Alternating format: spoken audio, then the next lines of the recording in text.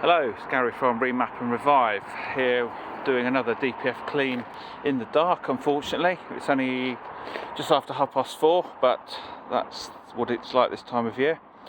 Anyway, we've got a 2016 Mini Countryman 2-litre diesel, done 85,000 miles. DPF warning lights come on, and the owner's son is taking his driving test in it next week, so they need the warning light extinguished.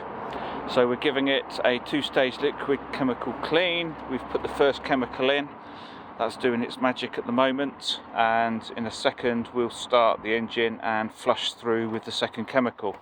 That will remove all soot and oil build up in the DPF.